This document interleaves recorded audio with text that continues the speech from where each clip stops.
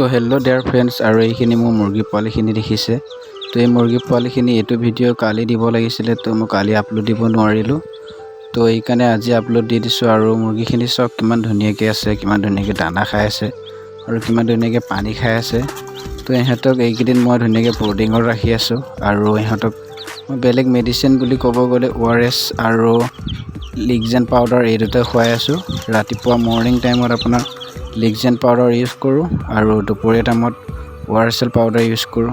কাৰণ এতিয়া গৰম দিন, গৰমত পোৱালিখিনি দুৰ্বল পাব বুলি সেইকাৰণে ORS পাউডাৰটো খুওৱা হয়।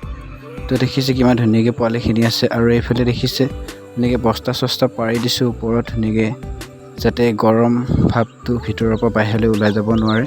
তো তেনেকৈ দিয়া হৈছে। আৰু দেখিছে কিমান ধুনীয়াকৈ আছে।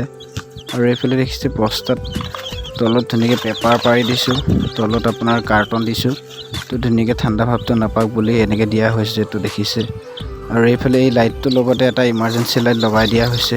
তো ইমাৰ্জেঞ্চি লাইটটো এইটো কাৰণে দিয়া হৈছে যাতে আন্ধাৰ হ'লে পোৱালিখিনিয়ে চিঞৰ বাখৰ বেছি কৰে আৰু আন্ধাৰ হৈ থাকিলে সিহঁতে দানা পানী একো নাখায়। তো সেইকাৰণে মই পোৱালিখিনি এনেকৈ ৰখা হৈছে। আৰু এই পোৱালিখিনি যোৱাকালি বয়স 2 দিন হৈছে। তো আজিলৈ বাই বাই, আকৌ লগ পাম নেক্সট এটা মিনি ব্লগত। Bye bye.